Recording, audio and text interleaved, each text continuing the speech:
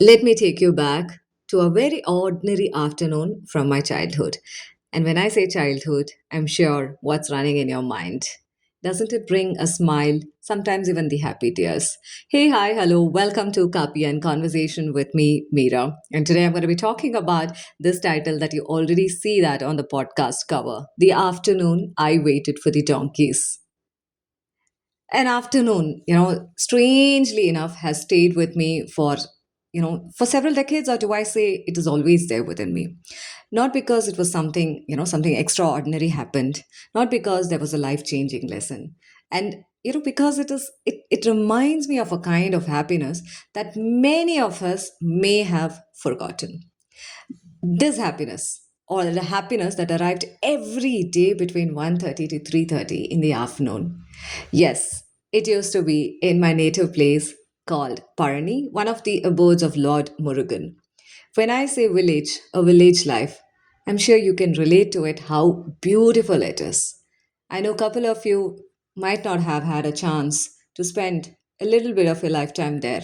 But still, when somebody talks about a village life, you start building that image or visual in your mind, and it comes in front of your eyes just like a movie, right? I call this as a Pulviophile.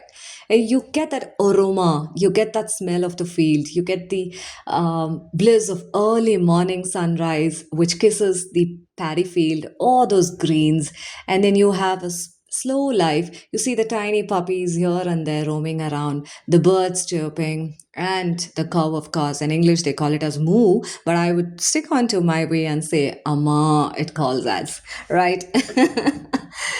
This happiness to me, which arrived between 1:30 and 3:30, it arrived on four hooves. As a child, there was one task I looked forward to more than anything else. More than anything else, fetching water for the donkeys. Does it sound unusual?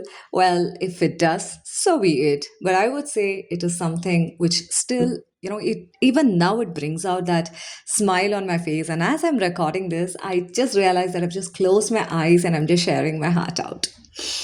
Most children, they had heroes. I still remember we used to play these card games, which had tiny flashcards, which had these hero and heroines photos, and we used to play a rummy kind of a card with those flashcards.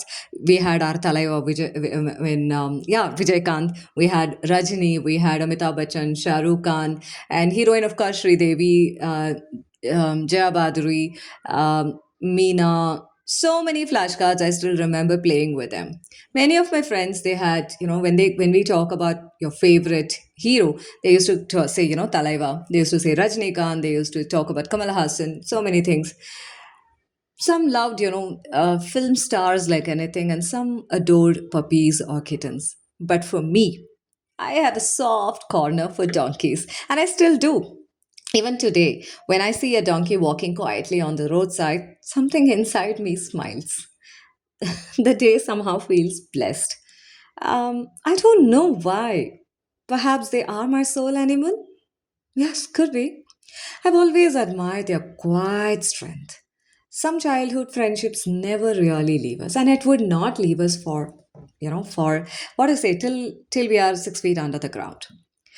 My native village definitely had that rhythm of its own. Afternoons were long. The village life itself is, slow, peaceful, calm, and it is long. And afternoons were really, really, really, really, really slow.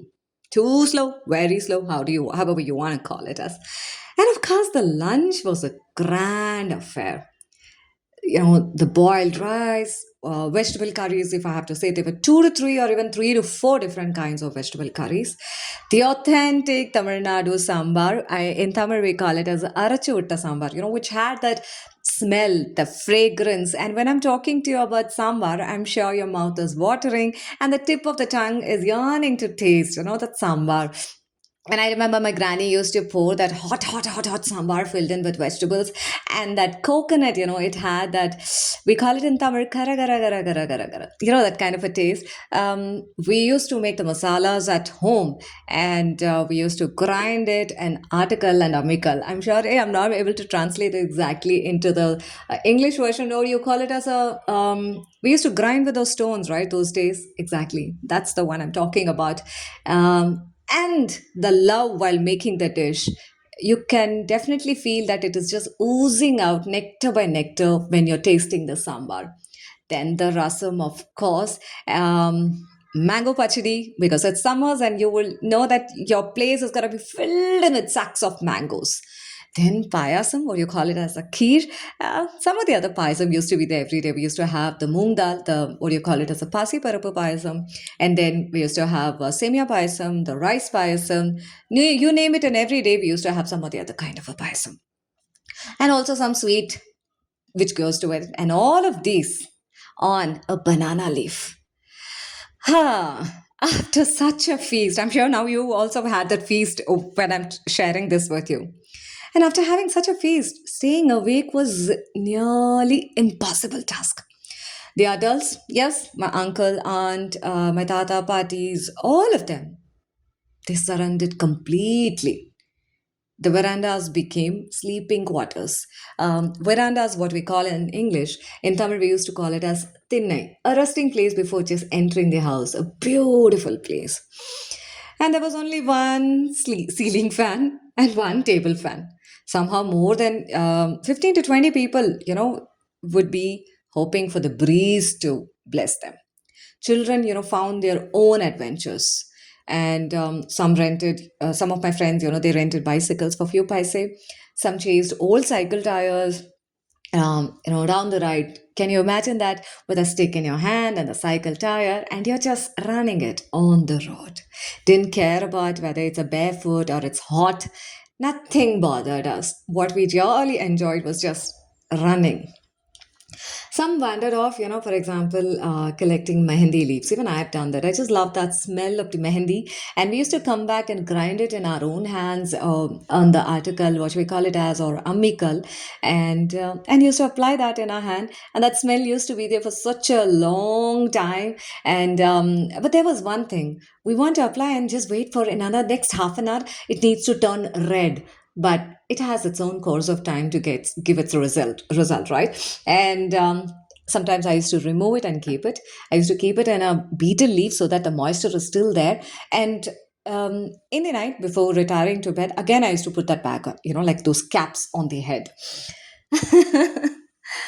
And then, yours truly, there was one child, yes, that's me, sitting patiently on the staircase. Right. I did share about my story about putting my tongue out because I have those moles in my tongue, on the tongue, and looking up into the sky and waiting for this eagle to fall down and the magic to happen. But there was another thing, for another reason, that I was sitting patiently on the staircase, waiting every afternoon. And for whom it was? Absolutely.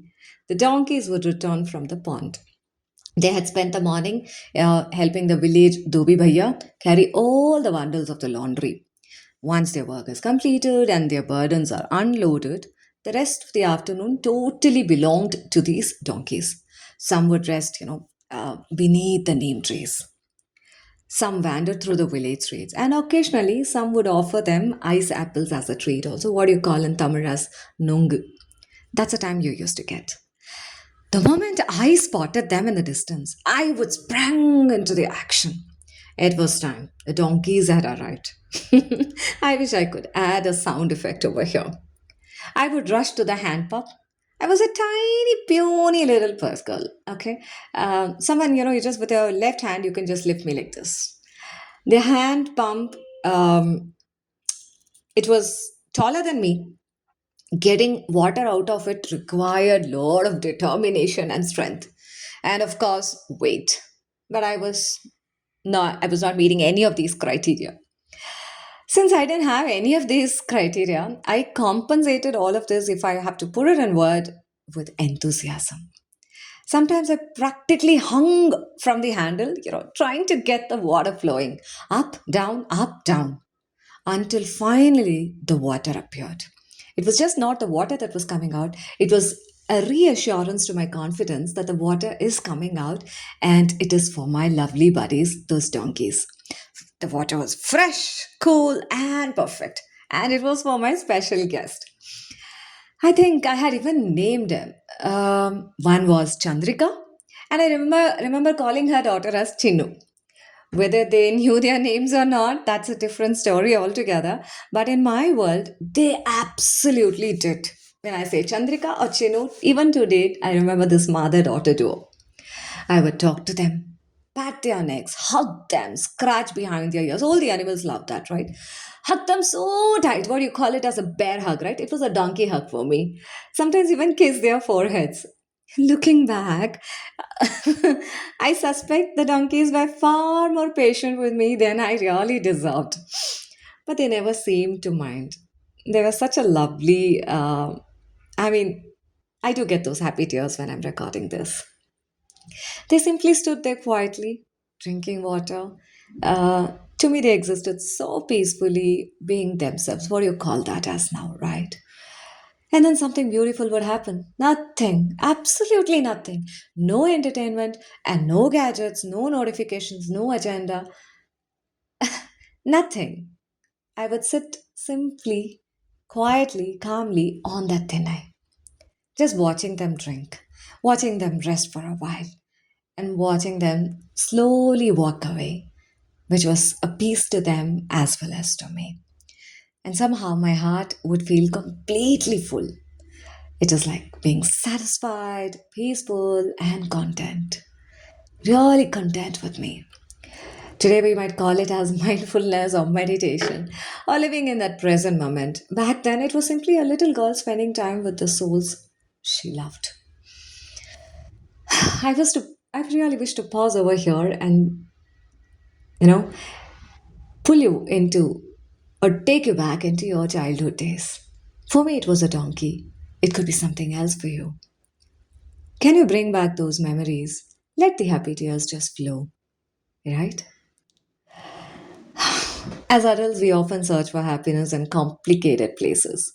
It could be a next achievement, it could be the next purchase, or it could be that milestone, or it could be that vacation that you're planning for. Those days, a vacation meant spending time in the native, being in the grandparents' place. More than staying at the grandparents' house, we were the children who belonged to every house in that village. We assume happiness must be big to matter. But childhood teaches us something different. Sometimes happiness is astonishingly just a simple moment. To me, it's that hand pump, a dusty village road, and few thirsty donkeys, and an afternoon with nowhere else to go. I often wonder what those donkeys, thought about me, or rather, what did they teach me? Donkeys, yes, they taught me patience, kindness, perhaps the joy of caring for another living being without expecting anything in return. They taught me something even simpler. The presence itself is a gift. That being fully there for a moment, I would say it is not going to be enough throughout our life. Or put in another words, that little moment is enough for our life. It's an anchoring element, what we call it, NLP, neuro linguistic programming. To come back to the moment, sometimes we have to travel back a timeline, pull back those treasure from our childhood or any of those happy moments, and just wear that as an ornament and just feel bliss and happy. When I remember those afternoons, I know I don't remember what I achieved. I don't remember what I learned in school. I don't remember what marks I scored. I just remember Chandrika. I just remember Chinnu. I remember the sound of water splashing into a bucket. I remember waiting excitedly on that staircase for them. And I remember the deep contentment that followed. Maybe that's why memories choose to stay. Not because they were important, but because they were meaningful. Some meaning they come in the life without any script. It's just an experience. It's a story.